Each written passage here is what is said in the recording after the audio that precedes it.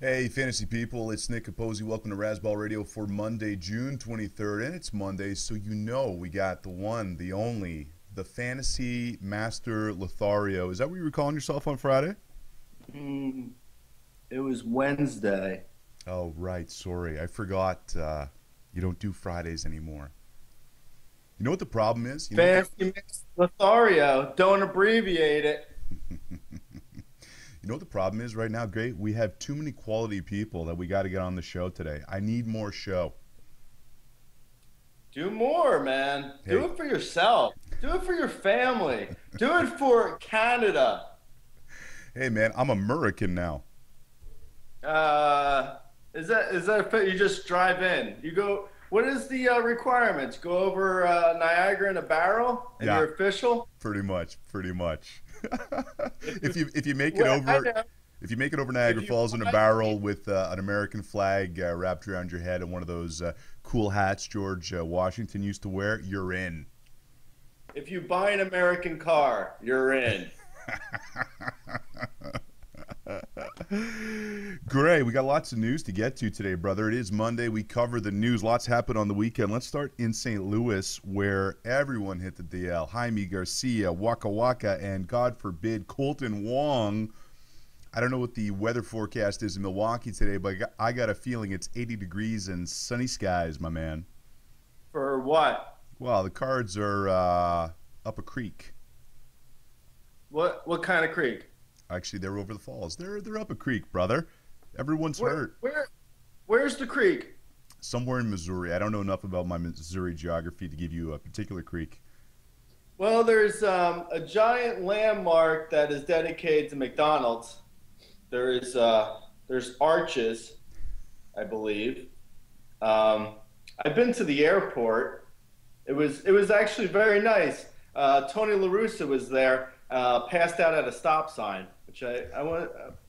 Not exactly sure why that was, St. but at least Louis is an underrated city, and not just because of the toasted ravioli. yeah, yeah, and a good chili con carne with oh no, that's Cincinnati. Yeah, three-way chili in Cincinnati. Okay, back to St. Louis. So obviously, an issue with the pitchers going down. It's going to move Carlos Martinez to the rotation. Anyone else we should take a peek at there other than Carmart? If your league's deep enough, I guess Joe Kelly is worth looking at.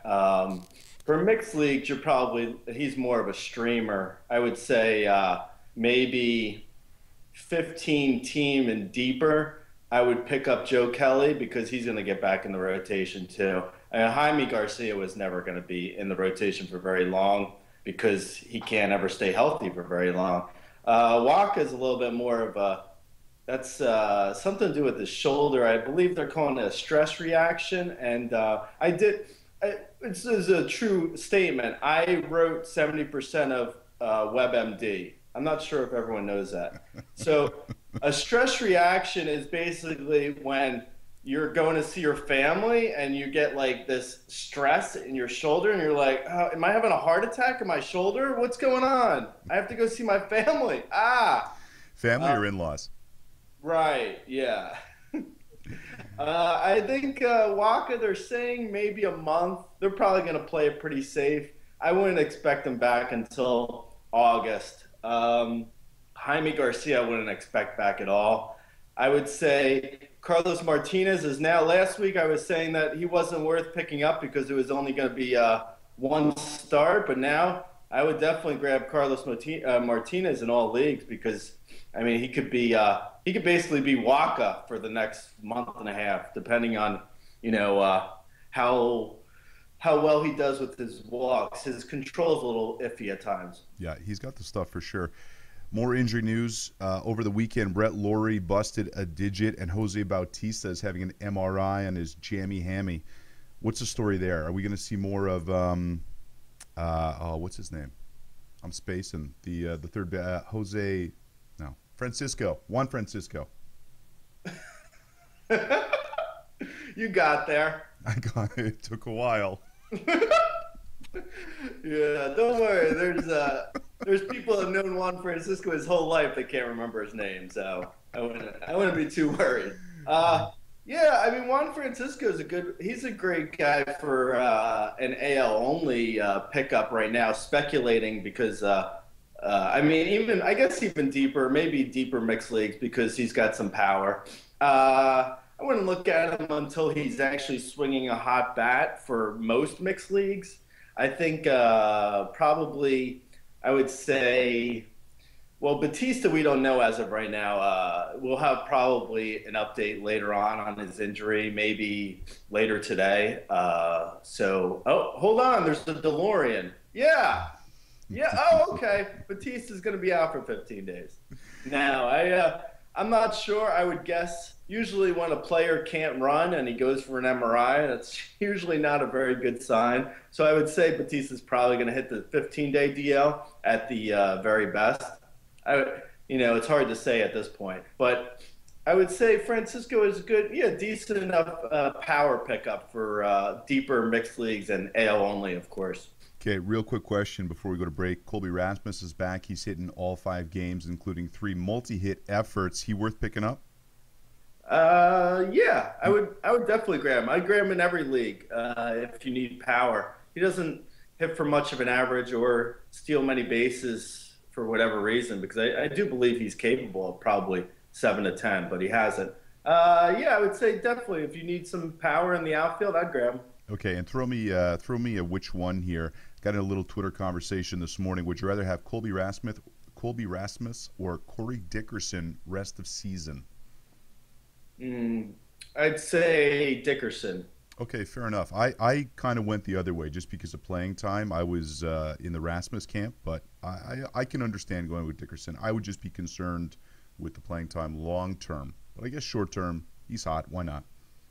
Yeah. I would just, for Dickerson or Rasmus, I would probably just look at it short term, even though you're saying rest of season and you mean long term, because I don't know. I don't trust Rasmus, and Dickerson's got great upside. So I think it's worth it to take the gamble, even though you're thinking rest of season. Okay, Rasmus does hit him in bunches, and he's bunching right now, so go get him. We'll be back right after this with more Razzball Radio. Can you stop checking your hair? Can you just get ready before the show starts, Gray? I'm sorry. What's going on? All right. What was I doing? Yeah, we're back. All right, Gray, listen, I'm going to throw a starting pitcher's June numbers. Oh, dude, come on, man. For the love of all things good and holy. What? You're becoming as presentable as T-Hole. All right, I'm going to throw a starting pitcher's June numbers at you. I want to see if you can guess this because there's a real surprising stat in there. In June, this pitcher is 25. He's thrown 25 innings, 28 Ks, 2.52 ERA. And this is the really interesting number considering his track record, 0.76 whip. I don't know. I would say Arrieta? No. Arrieta's been even better than that in June. Jake Odorizzi. Oh, yeah. Okay. And it's interesting because the problem with him has always been the control, but the control or not, 0.76 whip, I mean, that's pretty incredible. Even if it's a small sample size. Yeah, I know. I would say probably there's a bit of small sample size going on there. Yeah, that's what she said. So yeah, I'd be a little bit wary of Odorizzi simply because his velocity isn't that great. So you're looking at a guy that throws around 90 miles per hour. It's not usually someone who's going to have a 10+ K rate. And his whip and walks have been a little wonky in the past. So, yes, in the last month, he's been amazing. I agree. And the numbers bear that out. But I would be a little bit hesitant about putting all my faith in him for rest of season. All right, we are going to talk about Yordano Ventura and his 4 quality starts in a row. But first, he was relieved yesterday. You brought this up in the rundown by Francisco Bueno. Is that the name of the year? Has that surpassed the Quackenbush? Oh, it makes me giggle like a little schoolgirl, and I like that. I like being able to giggle. So Yordano 4 quality starts in a row. Obviously, there was concerns early in the year about his elbow. He's been pitching very well. Are you comfortable with him now? Because he is available in about a third of leagues. Yeah, I don't know what leagues those are, but yeah, I definitely feel comfortable with Ventura, probably for as long as he's healthy. I mean, you never know what happens. Guys go through rough patches, but he looks like he's totally the real deal. Shaquille O'Neal, be real, slipping on a banana peel. What's the deal? So, yeah, if Yordano's available, go get him. We've talked a lot the last couple of weeks about Justin Verlander, and I don't want to rehash everything, but he did have a good start on the weekend, and I suggested last week maybe start looking at buying low. Would you at least at this point go investigate what he would cost you? I think he's going to cost more than he's worth, probably. I don't see him being, if you're buying him, what are you expecting? For instance, if you're in a 12-team league, you just mentioned someone before with Odorizzi. Can't you just get someone like that off of waivers rather than buying someone like Verlander? I mean, I don't know. Like buying pitching in most shallower mixed leagues, which I feel like 90% of people play in, which, I mean, even the numbers bear that out. Like in our preseason, we do polls, and most people play 12-team or shallower. And in most leagues, I don't know, Verlander is probably a number 3. You can get that off of waivers in most leagues. Like, for instance, I picked up this past week Arrieta and Tanner Roark. I picked up like 3 weeks ago, and he's Rourke has given me like around a 1.5 ERA in the last 3 weeks. It's like, you know what, you could get off of waivers for streamers or for guys that are on waivers that are cheaper than paying in a trade for Verlander. So I don't know. Best case scenario, I think he gives you a number 3. Worst case scenario, I think he's garbage again, and you just bought a guy that is useless. Okay, fair enough. Kind of like, oh no. I won't say it.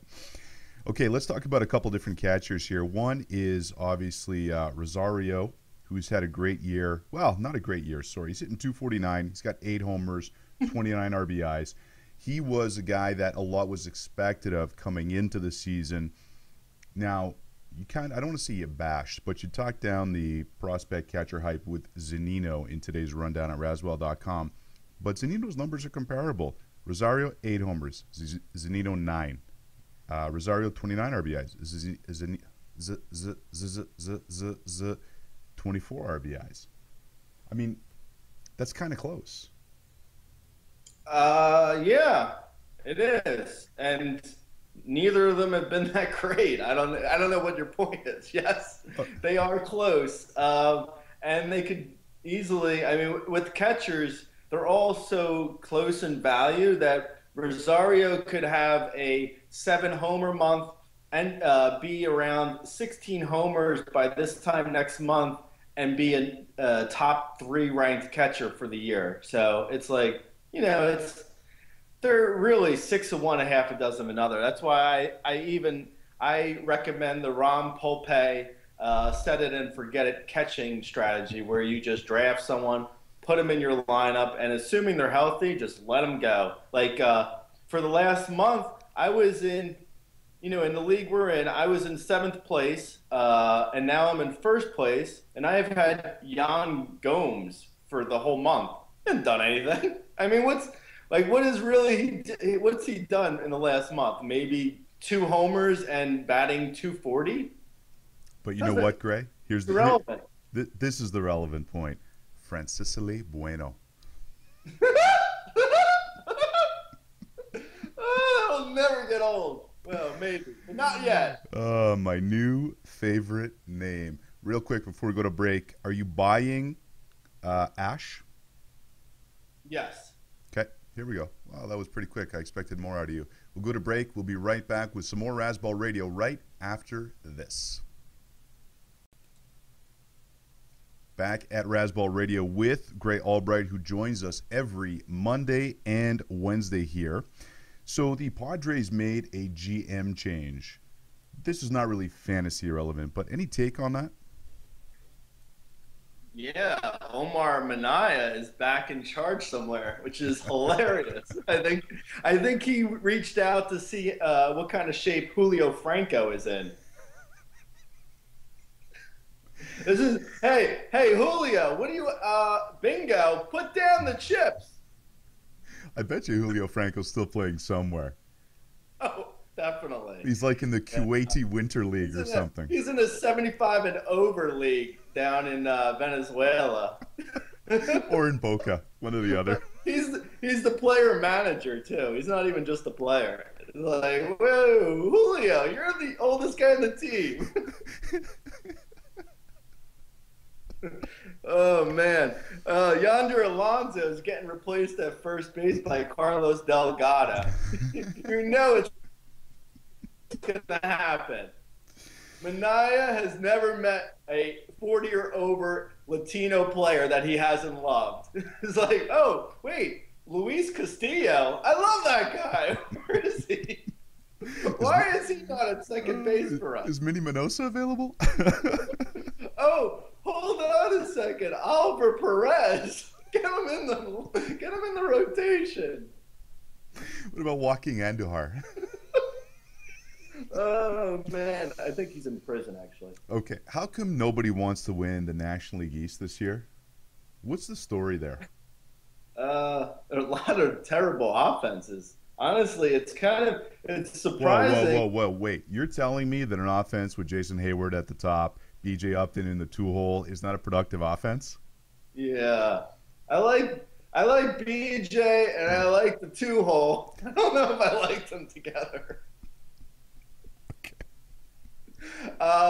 No, which is really surprising for fantasy relevance because you're way. I don't know what standings have to do with anything, but for fantasy relevance, which is kind of surprising to me, and which may not be readily obvious to most people who are streaming pitchers, but the Marlins are actually the best offense in that entire division. Which so is if you're nuts. streaming, what? Which is nuts. McGahee with one homer is their cleanup hitter.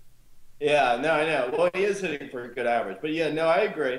You have the Mets, which are that's Minaya. Minaya still his remnants have still planted their seeds over in Metsville. You have the Phillies, who are they're like the 2007 Phillies that are just still sitting in their positions that haven't really. They haven't updated their team in 10 years. You have the Nationals that have had the injuries, and they haven't played up to, Zimmerman and Harper. The injuries or just not playing up to snuff have really hurt them. And you have the Marlins, who are the best hitting team, which is crazy. All right, in the NL East, they're actually not bad even overall, the Marlins. They're about middle of the pack for offense in general. Well, the takeaway here is feel free to stream your streamers against the NL East teams. Yeah, no, definitely. Okay, one guy who has hit well in the NL East has been Anthony Rendon. And, I think he got a little bit of disrespect this year coming in, just in my opinion, because this guy, had it not been for the injury history, likely would have been the first pick overall a couple of years ago in the MLB draft. Has he arrived? Is he legit? Or is he a player where he's off to a great start, might slow down the second half, next year he'll be overhyped? Yeah, I would say he's going to be overhyped next year for sure. I think the issue with him is the power and the speed aren't really elite. So you have a situation like he's better than, I don't want to compare him directly to Carpenter because he is better for power than Carpenter. But you have a situation that is similar where you have a guy that may only hit 16 homers and steal 7 bases, and he's basically average in counting stats, a lot of his value at least. So he could develop more power. I don't want to say across the board maybe for the rest of his career, but it looks like as of right now that's what he looks like, which is gets a little constipating at times for fantasy. I'm sure anyone who owns him can attest to that too, where you have a guy who, he has 11 homers so far in the year. So we'll say we're at the halfway mark, 80 games. So you're talking about one homer a week, about, which is. Hey, you said that like a Canadian. A boot? A boot? So, I mean, From Sicily, bueno. Yeah, I mean, one homer a week is kind of like, yeah, it's okay. It doesn't tickle your fancy feathers, if you know what I mean. That's an idiom. That's an American idiom. All You right. probably not heard. I don't want to hear about your plumage. Every year we run into inning limits for young arms. Is there anyone this year that's kind of calling out to you that, hey, you better trade this guy now because he's going to be capped? Nah, not really. Nah. I don't know. I mean, what? I don't know. That's what we come to you for cutting edge fantasy advice, Gray. Yeah. Where else do you get? Meh, not really. I actually, what's crazy about that answer is I have that written down, inflection for inflection. I prepared that answer for you. Not really. Good? Did I deliver it as well as I wrote it? You did great. Hey, real quick, just before we wrap up, a lot of people asking me, is Rudy a father again yet? I don't know. He's the double baby sample king. He's due any second right now. He's due? His wife, I guess. I don't know. I don't have kids. I don't know how these things work. And you know what? I think I speak for everyone when I say thank God you don't have kids. I'm the pullout king. Oh, dude. Oh, you like sleeping on a pullout couch. Okay, good answer. That's all the time we got for Razzball Radio today. Got a big week coming up. We got a lot of the regulars like Sky. Smokey's going to make an appearance. But on Thursday, we are very lucky. We scored Larry Schechter, one of the greatest fantasy baseball authors, players, everything of all time. Larry Schechter is going to join us on Thursday. We'll be here every day, Monday to Friday on Razzball Radio. Gray, thanks for joining us today, brother.